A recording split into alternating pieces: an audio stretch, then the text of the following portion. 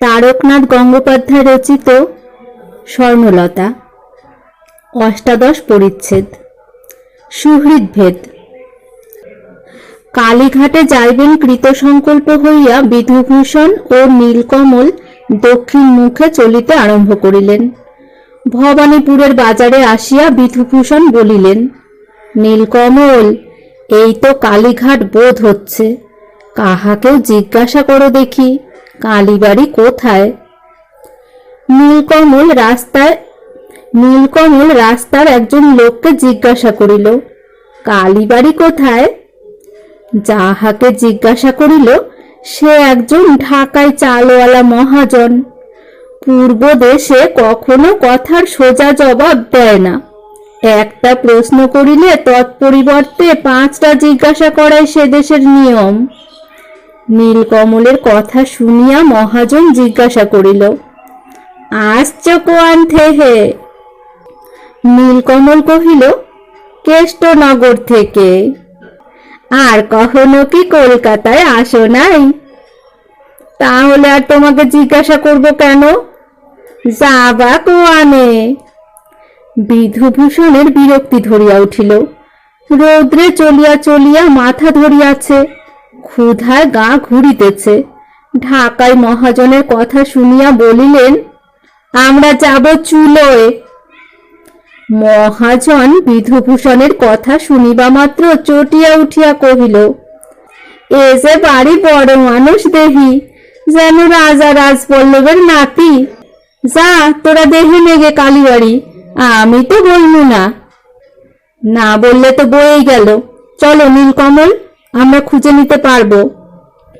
আবার খানিক দূর গিয়া বিধুভূষণ মনে করিলেন, রাস্তার লোকের উপর বিরক্ত হইয়া নিজে কষ্ট পাওয়া অতি নির্বোধের কাজ।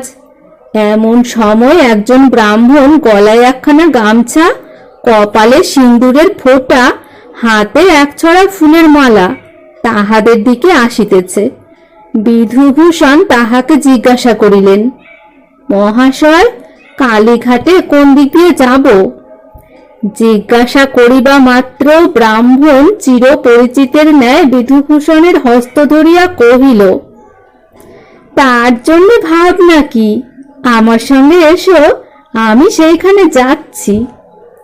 নীলকমল ও বিধুভূষণ তাহার পশ্চাৎ পশ্চাৎ চলিলেন। ব্রাহ্মণটি মা কালীর পাণ্ডা। সে যে শিকারে বাহির হইয়াছিল তাহাই পাইয়াছে। রাস্তায় নানাবিধ মিষ্টালাপ করিয়া বিধুকে ও নীলকমলকে কালীঘাটে লইয়া গেল। বিধুভূষণ ও নীলকমল প্রায় অপরাহ্নে কালীঘাটে গিয়া পৌঁছিলেন। পৌঁছিয়া গঙ্গা স্নান করিতে গেলেন। নীলকমলের গঙ্গা দর্শন করিয়া অভক্তি হইল।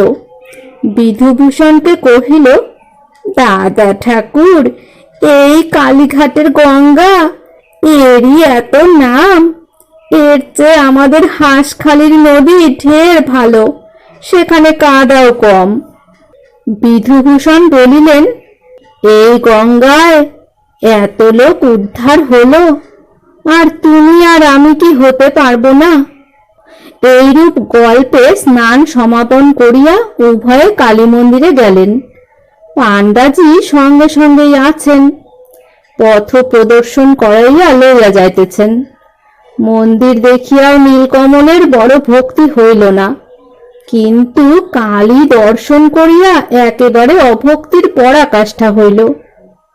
দাদা ঠাকুর, দূর থেকে সব জিনিসের বড় বড় কথা শোনা যায়, তুমি বললে বিশ্বাস করবে না, কিন্তু যে দিব্যি বলো আমি করতে পারি। এর চেয়ে আমাদের গায়ের রামা কুমোর ভালো ঠাকুর করতে পারে। বিধুভূষণ কহিলেন, আচ্ছা, পারে ভালোই, এখন যা করতে এসেছো করে যাও। উভয়ের কালী দর্শন করা হইল। মন্দিরের দ্বারে একজন কালীর পরিচারক ছিল। বিধু ও নীলকমল প্রণাম করিয়া উঠিবা মাত্রেই সে দর্শনী ও প্রণামী পয়সা চাহিল। বিধুভূষণ জিজ্ঞাসা করিলেন, কত দিতে হবে? পরিচারক কহিল, তাহার নিয়ম নাই, কিন্তু 8 আনার কম নয়। অধিক যত দিতে পারো ততই তোমাদেরই ভালো। বিধুভূষণ কোমরস্থিত থলি হইতে 4 আনা দিলেন। নীলকমল না দিয়া চলিয়া আসিতেছে। পরিচারক জিজ্ঞাসা করিল, তুমি দিলে না? নীলকমল কহিল, আমি বাবুর চাকর, আমি আর কি দেব। উভয়ে মন্দির হইতে বাহিরে আসিলে পাণ্ডা হস্ত প্রসারণ করিয়া কহিল, আমাকে কি দেবে দাও। বিধুভূষণ কহিলেন, তোমাকে আর কি দেব, একবার তো দিয়ে এলাম। পাণ্ডা কহিল, ও তো প্রণামী দিলে, তুমি প্রণামী কেন লাখ টাকা দাও না? তাতে তো আমার কোনো লাভ নাই। আমি যে তোমাদের সঙ্গে করে এনে কালী দর্শন করালাম, তার বকশিস কই? আর ফুল দিলাম, সিন্দুর দিলাম, এর দক্ষিণা কই? বিধুভূষণ ট্যাগ থেকে 4 আনা পাণ্ডাকে দিতে যাইতেছেন, কিন্তু কালীঘাটের লোকে যদি একবার টের পায় কাহারো কাছে পয়সা আছে, তাহা হইলে তাহাকে সহজে ছাড়ে না। বিধুভূষণের হাতে পয়সা আছে দেখিয়া অন্তত 25 জন স্ত্রী পুরুষে আসিয়া মালা হাতে করিয়া তাহাকে ও নীলকমলকে ঘিরিয়া ফেলিল। আর যাইবার উপায় নাই। সম্মুখে যাইতে গেলে পশ্চাৎ দিক হইতে কাপড় ধরিয়া টানে, পশ্চাতে আসিতে গেলে সম্মুখে টানে, যেদিকে যান অপর দিক হইতে 3-4 জন টানাটানি করে। আর এত আশীর্বাদ ও গোলমাল করিতে লাগিল যে সেখানে যে না গিয়াছে সে কখনো তাহা অনুমান করিতেও সমর্থ হয় না, বলিলেও বিশ্বাস করে না। বিধুভূষণ বিরক্ত হইয়া কোমর হইতে পয়সা সকলকে কিছু কিছু দিতে গেলেন, কিন্তু দুঃখ ও আশ্চর্যের বিষয়, কোমরে থলি নাই। উচ্চস্বরে নীলকমলকে ডাকিয়া জিজ্ঞাসা করিলেন, নীলকমল, আমার থলি কি হলো? নীলকমল কহিল, আমি আপনার মাথা বাঁচাতে পারিনি, তা তোমার থলি কোথায় কেমন করে বলবো? বস্তুত নীলকমলের মাথা বাঁচানো দায় হইয়া উঠিয়াছিল। যে যেদিক হইতে পারিতেছে তার কপালে সিন্দুর দিতেছে। সকলেই যে কপালে পড়িতেছে তা নয়, কেউ গালে দিতেছে, কেউ কানে, কেউ নাকে, একজন খানিক তার চক্ষুর মধ্যে দিল। মালা এতই দিয়াছে যে নীলকমলের এক প্রকার বোঝা হইয়া উঠিল। নীলকমল ক্রমাগতই উচ্চস্বরে বলিতেছে, ওগো, আমার কাছে কিছু নেই, আমাকে কেন মিথ্যা কষ্ট দাও? অতি কষ্টে বিধু ও নীলকমল গোলের মধ্য হইতে বাহিরে আসিলেন। বাহিরে আসিয়া দেখিলেন যে একজন খোট্টাকে তাহাদেরই মতো আক্রমণ করিয়াছে। নীলকমল তথায় আর এক মুহূর্ত দাঁড়াইল না। দাদা ঠাকুর, ওই আবার আসছে, আমি চললাম, আর কোন শালা এখানে থাকবে? এই বলিয়া দৌড়িয়া পলাইল। বিধুভূষণ আস্তে আস্তে আসিতেছেন। দৌড়িয়া পলায়ন কলিকাতায় সহজ ব্যাপার নহে। নীলকমলের পিছু পিছু অমনি ধর ধর বলিয়া লোক দৌড়াইতে লাগিল। নীলকমল যতই যায় লোকের সংখ্যা ততই বৃদ্ধি হইতে লাগিল। খানিক দৌড়াইয়া নীলকমল আর পারিল না। 3 দিন রাস্তায় চলিয়াছে, বিশেষ সেদিন কিছুই আহার করে নাই। একটা মোড় ঘুরিবার সময় নীলকমল পড়িয়া গেল।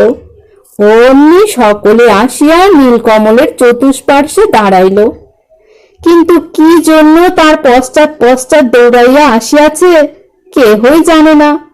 লোকে আসন্ন কালে যেমন সংসারের দয়ামায়া পরিত্যাগ করে, নীলকমল সেইরূপ চিত্ত হইয়া কহিল, দাও দাও, কত মালা আছে আর কত সিন্দুর আছে, দাও। একটা চোখ গিয়েছে, নয় বাকি যেটা আছে সেটাও যাবে।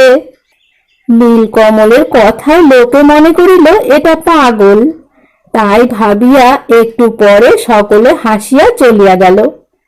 নীলকমলের বেদনায় চোখে জল পড়িল। একটু রাস্তার ধারে বসিয়া থাকিয়া গায়ের ধুলা ঝাড়িয়া একটু রাস্তার ধারে বসিয়া থাকিয়া গায়ের ধুলা ছাড়িয়া ফিরিয়া বিধুভূষণের নিকট আসিতে লাগিল, কিন্তু নীলকমল আর পথ চিনিতে পারিল না। ঘুরিয়া ঘুরিয়া প্রায় সন্ধ্যা হইল, তথাপি মন্দির খুঁজিয়া পাইল না। ক্ষুধায় শরীরে আর সামর্থ্য নাই। ইটের রাস্তায় পড়িয়া গিয়া শরীরে স্থানে স্থানে চর্ম উঠিয়া গিয়াছে।